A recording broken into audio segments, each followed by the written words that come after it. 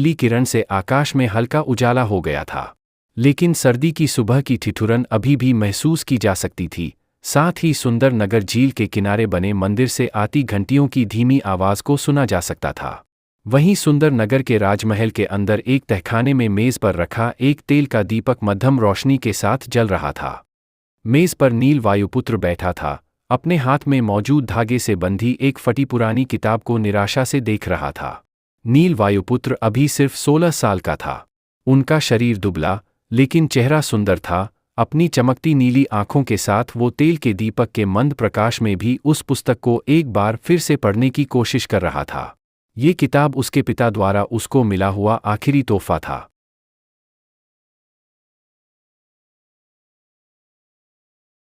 पुस्तक देते समय उसके पिता ने उससे कहा था कि ये पुस्तक उसके पूर्वजों की धरोहर है और ये हमारे कुल के पुनरुद्धार में सहायक होगी। नील धीरे से फुसफुसाया, इस जीवन के सूत्र किताब को मैंने दसियों बार पढ़ा है। इसके अंदर के सूत्र काफी अच्छे हैं, लेकिन मैं 5 शब्दों मानवता ही परम धर्म है से सहमत नहीं हो सकता। दीपक की हल्की लौ को देखते हुए उसने एक उदास अभिव्यक्ति प्रकट की। यदि मेरे पिता इतने दयालु और उदार नहीं होते तो आज हमारे राज्य की ये दुर्दशा नहीं होती और ना ही मेरे पिता की मृत्यु होती। काफी देर तक इन्हीं ख्यालों में गुम रहने के बाद अचानक उसे दरवाज़ा खुलने की आवाज़ सुनाई दी। उसने तेजी से दीपक की लौ को बुझाया और फिर अपने घिसे-पिटे कंबल के अंदर जाकर लेट गया। जल्द ही दरवाज़ा खुल गया और कुछ लोगों के कदमों की आवाज़ सुनाई दी। आगंतुकों में से एक ने आगे बढ़कर अपना पैर नील पर पटकते हुए ऊंची आवाज़ में चिल्लाया, तुम सो रहे हो। ये राजमहल नहीं कारगर है, यहाँ तुम्हें नियम के हिसाब से चलना होगा। तुम अब सुंदर नगर के युवराज की तरह बर्ताव नहीं कर सकते। ये व्यक्ति सुंदर नगर का कारागार प्रभारी था। उसके मुंह पर चोट के कई निशान थे, साथ ही उसके कुछ दांत भी टूटे हुए थे। नील वायुपुत्र ने धीरे से अपना कंबल हटा दिया, लेकिन अभी भी उसकी आंखें बंद थीं। लेकिन फिर निराश होकर वो पत्थर के बिस्तर से नीचे उतरा और चुपचाप अपने कपड़े पहन लिए। उसके कपड़े पुराने और फटे हुए थे, जैसे कि उन्हें सालों से पहना जा रहा हो। कारागार प्रभारी ने उसे देखा और चिल्लाया, इसकी आदत दिन ब दिन बिगड़ती जा रही है, इसे जल्दी से बाहर ले जाओ। फिर उसने अपना हाथ लहराया और उसके पीछे के लोग नील के पास आ गए और उसके हाथ पैर पर बेड़ियां बांधकर उसे चमड़े का मोटा कवच पहनाने लगे। इसके बाद नौकर उसे कारगर से बाहर सुंदर नगर के मुख्य प्रशिक्षण स्थल की ओर लेकर जाने लगे। पूरे उत्तरी क्षेत्र में सैकड़ों छोटे छोटे राज्य और नगर थे, जिनमें कुछ बेहद ताकतवर थे। सुंदर नगर उत्तरी क्षेत्र में एक छोटा सा राज्य था। नौकरों के साथ चलते हुए नील जल्द ही प्रशिक्षण स्थल के सामने पहुंच गया। प्रशिक्षण स्थल बहुत बड़ा था। ये सुंदर नगर राज्य के मुख्य शिष्यों के लिए प्रशिक्षण करने की जगह थी। प्रवेश द्वार के दोनों तरफ सफेद संगमरमर बड़े बड़े खंभे बने थे, जिनके ऊपर शेर की प्रतिमा लगी थी। वहीं अंदर हरे रंग के वस्त्र पहने 30 से अधिक शिष्य अखाड़े के बीच मुख्य आचार्य के मार्गदर्शन में युद्ध कला का अभ्यास कर रहे थे। ये सुंदर नगर के मुख्य शिष्य थे और सभी 10 वर्ष से अधिक उम्र के थे। उन सभी को कठिन परीक्षण के बाद मुख्य शिष्य के रूप में चुना गया था, जिनकी प्रतिभा को निखारकर सैनिकों के रूप में तैयार किया जा रहा था। वहीं अखाड़े के दूसरी तरफ चमड़े के कवच पहने 20 से अधिक पुरुष खड़े थे। उनके हाथ और पैर उसी तरह बंधे हुए थे जैसे कि इस समय नील के बंधे थे। उन सभी के शरीर थके हुए, चोटिल और घावों से भरे थे। प्रशिक्षण स्थल में पहुंचने के बाद नौकरों ने नील को भी उन आदमियों के साथ खड़ा कर दिया। इनमें से अधिकांश पुरुष कैदी थे, जिन्हें या तो मौत की सजा दी गई थी या फिर उम्र कैद की। अब उन सभी को गुलामों की तरह प्रशिक्षण सहायक के रूप में यहाँ बुलाया गया था। वैसे तो ये प्रशिक्षण सहायक थे, लेकिन इनको मुख्य रूप से शिष्यों के हाथों पिटने के लिए रखा गया था। सभी शिष्य अपनी तकनीकों और शक्तियों का परीक्षण इन सहायकों पर ही करते थे, यहाँ तक कि उन्हें पलटवार करने की भी अनुमति नहीं थी। इसकी सुध लेने वाला कोई भी नहीं था। इनमें से कितने ही गुलाम हर साल मर जाते थे या फिर अपंग हो जाते थे। जहाँ तक नील की बात है, तो उसे मौत की सजा पाने वाला कोई कैदी नहीं था। वो सुंदर नगर साम्राज्य का पूर्व युवराज था। लेकिन 3 साल पहले एक बड़ी घटना घटी। नील के पिता को, जो उस समय सुंदर नगर के महाराज थे, उनके सौतेले भाइयों ने धोखे से जहर दे दिया, जिससे उनकी मृत्यु हो गई। नील के पिता वीरेंद्र वायुपुत्र पर सुंदर नगर को धोखा देने का आरोप लगाया गया था। उस समय के युवराज नील को भी अपने पिता की वजह से एक गद्दार घोषित कर दिया गया।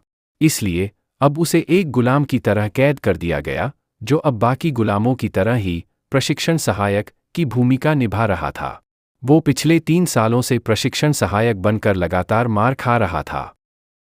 नील वायुपुत्र ने इन 3 वर्षों में इतने हमले और अपमान झेले थे कि जिन्हें गिना भी नहीं जा सकता था। आज का प्रशिक्षण यहीं समाप्त होता है। अब सभी लोग एक एक प्रशिक्षण सहायक चुन ले। वास्तविक मानव शरीर पर प्रहार करने से आप मानव शरीर की हड्डियों की संरचना और कमजोरियों से परिचित हो जाएंगे। मुख्य आचार्य के निर्देश के बाद बच्चों ने अपने अपने प्रशिक्षण सहायक चुन लिए।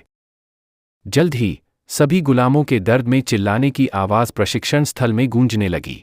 उनमें से कई लोग नील के पास गए ताकि उसे भी पीट सके, क्योंकि पूर्व युवराज को पीटना उन सभी के लिए किसी उपलब्धि से कम नहीं था। कईयों ने बारी बारी से नील के साथ अभ्यास किया। इस दौरान नील शांत रहा और भावहीन चेहरे के साथ अपने शरीर के महत्वपूर्ण हिस्सों को बचाने पर ध्यान केंद्रित किया। अब वो इन सबका अभ्यस्त हो गया था। कुछ ही समय बाद रेशमी कपड़े पहने एक युवक दिखाई दिया, जिसके पीछे कई लोग सहायकों की तरह चल रहे थे। युवराज आ गए हैं। युवराज, आखिरकार आप साधना से बाहर आ गए। आप काफी ऊर्जावान और तरोताजा दिख रहे हैं। मुझे लगता है कि आपने काफी सुधार किया है। हमारे युवराज स्वाभाविक रूप से प्रतिभाशाली हैं। वो हमारे सुंदर नगर की सर्वोच्च प्रतिभा हैं।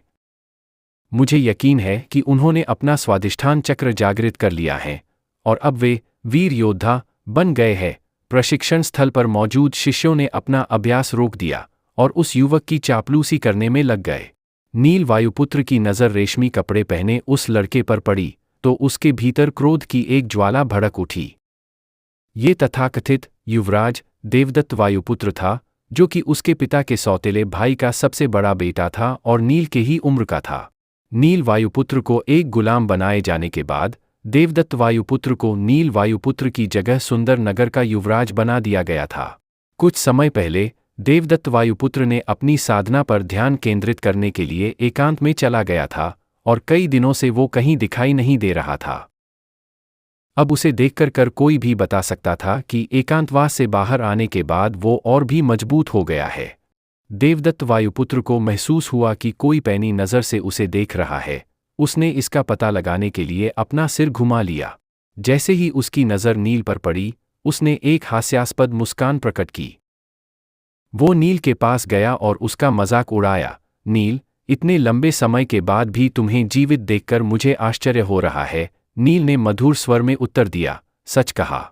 मैं अभी तक नहीं मरा हूं। मेरी इतनी फिक्र करने के लिए धन्यवाद। युवराज से इस लहजे में बात करने की तुम्हारी हिम्मत कैसे हुई? तुम सिर्फ एक गुलाम हो। तुरंत नीचे झुककर युवराज से माफी मांगो, वरना आज तुम्हें अपने पैदा होने पर भी पछतावा होगा। कई शिष्यों ने उसके ऊपर चिल्लाना शुरू कर दिया। उन्होंने ऐसा जताया जैसे नील ने कोई बहुत बड़ा गुनाह कर दिया हो। देवदत्त वायुपुत्र ने सभी को रोकने के लिए अपना हाथ हिलाया। एक अभिमानी मुस्कान के साथ उसने पूछा, नील, क्या तुम जानते हैं कि मैं एकांतवास में क्यों गया था? नील ने कोई जवाब नहीं दिया। उसने देवदत्त को एक उदास अभिव्यक्ति के साथ देखना जारी रखा। तुम्हें पता है कि हमारे सुंदर नगर को भृगु ऋषि ने आशीर्वाद स्वरूप 2 दिव्य औषधीय गोलियां दी थीं, है ना? मैंने कुछ समय पहले उनमें से एक का सेवन किया था। देवदत्त ने उसे ताना मारा और फिर जारी रखा। वो गोली वास्तव में असाधारण थी। उसमें मौजूद दिव्य ऊर्जा ने मेरे शरीर को पूरी तरह से शुद्ध कर दिया, जिससे मुझे ऐसा महसूस हुआ जैसे कि मेरा पुनर्जन्म हुआ है। जिसके बाद मैंने अपना दूसरा कुंडलिनी चक्र जागृत कर लिया है। साथ ही मेरे शरीर में अभी भी उस औषधि की 80% ऊर्जा अवशोषित होनी बाकी है और इसकी पूरी ऊर्जा अवशोषित करने के बाद मैं बहुत ही जल्द विशुद्ध चक्र जागृत करके महावीर योद्धा बन जाऊंगा। भृगु ऋषि के आशीर्वाद वाली दिव्य औषधीय गोलियां, दोनों औषधीय गोलियां सुंदर नगर राज्य के लिए किसी खजाने की तरह थी। ऐसा कहा जाता है कि उन गोलियों को एक गोपनीय स्थान पर छुपाया गया था। उनके पूर्वजों द्वारा निर्धारित नियमों के अनुसार राजपरिवार में 14 वर्ष की आयु से पहले स्वादिष्ठान चक्र जागृत करने वाले सदस्य को ही ये गोलियां दी जाएंगी। सुंदर नगर में किसी ने भी अभी तक ये उपलब्धि हासिल नहीं की थी। इस प्रकार पिछले 1200 वर्षों में वो दिव्य औषधीय गोलियां किसी को भी नहीं दी गई थी। नील मात्र 13 वर्ष की आयु में मूलाधार चक्र के शिखर पर पहुंच गया था। नतीजतन हर कोई उसे सुंदर नगर के उद्धारक के रूप में देखने लगा था। उन्हें लगा कि नील के नेतृत्व में वे 1200 वर्षों बाद एक बार फिर से पूरे उत्तरी क्षेत्र पर शासन कर सकेंगे। दुर्भाग्य से राज्य के भीतर एक षड्यंत्र के फलस्वरूप उसके पिता को उनके सौतेले भाइयों ने ही मार डाला, जबकि नील वायुपुत्र को एक गुलाम के रूप में जीवन बिताना पड़ रहा था और इन कठिन परिस्थितियों में उसकी साधना लगभग रुक सी गई थी। दूसरी ओर देवदत्त ने औसत दर्जे की प्रतिभा था। वो बड़ी मुश्किल से 16 वर्ष की आयु में अपना मूलाधार चक्र जागृत कर पाया था। वो इन दिव्य औषधीय गोलियों के बिल्कुल भी योग्य नहीं था, लेकिन इसके बावजूद वो इस मूर्ख को मिल गईं। जब पार्थ ने ये बात सुनी कि जो गोलियां उसकी होनी चाहिए थी वो इस कचरे को मिल गई है, तो वो गुस्से से कांपते हुए कहा, देव, तुम्हारी ऐसा करने की हिम्मत कैसे हुई? क्या तुम्हारे मन में हमारे पूर्वजों के लिए कोई सम्मान नहीं है? तुम्हारी मुझसे सवाल करने की औकात नहीं है।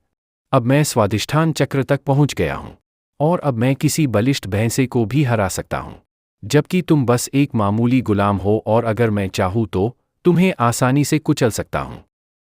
लेकिन आज मैं साधना से बाहर आया हूं, इसलिए मैं अपनी शक्ति परीक्षण के लिए एक प्रशिक्षण सहायक चुनूंगा। नील के अपमान से देवदत्त जरा भी परेशान नहीं था।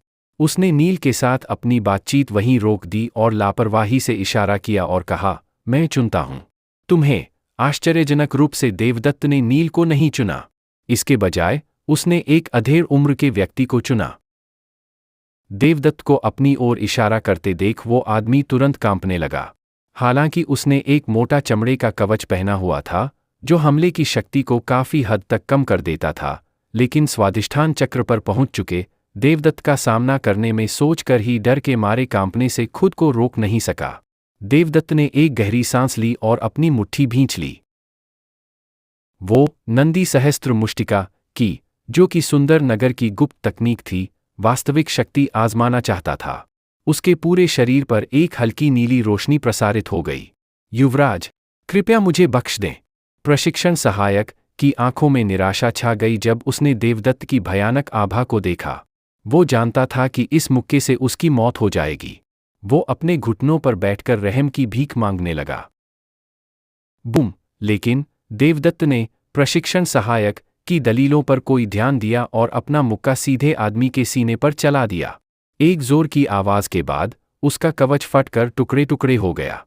उसके सीने की सारी हड्डियां टूट गई थी। उस मुक्के से प्रशिक्षण सहायक उड़ते हुए सामने के दीवार से टकरा गया और निढाल होकर जमीन पर गिर पड़ा। इस तरह उसने एक ही मुक्के में प्रशिक्षण सहायक को मार डाला। युवराज, आप तो बहुत ज्यादा शक्तिशाली हो गए हैं। पूरे सुंदर नगर में कोई भी आपका सामना करने के काबिल नहीं है। मुझे तो लगता है कि आसपास के 10 राज्यों में भी कोई युवराज के बराबर नहीं होगा। सभी लोगों ने उसके तलवे चाटने का एक और दौर शुरू कर दिया। देवदत्त अपने मुक्के के परिणाम से संतुष्ट था। फिर उसने दुर्भावना से नील की ओर देखा। नील ने अवचेतन रूप से एक कदम पीछे हो गया।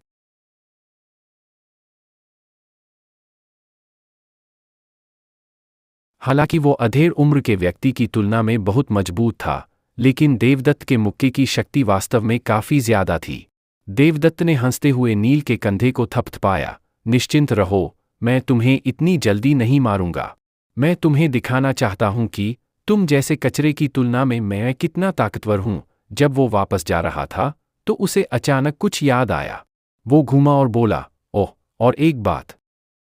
मैंने सुना है कि मेरी प्रतिभाशाली चचेरी बहन को सप्तसिंधु आश्रम में परेशानी हो रही है। उसे काली पहाड़ी पर कैद कर दिया गया है। हा, नीलिमा को कैद कर दिया गया है। नील ने जब ये खबर सुनी तो उसका दिल दहल गया। तो क्या होगा आगे? काली पहाड़ी किस तरह की जगह है जहां पर नीलिमा को कैद किया गया है? और नील अब क्या करेगा?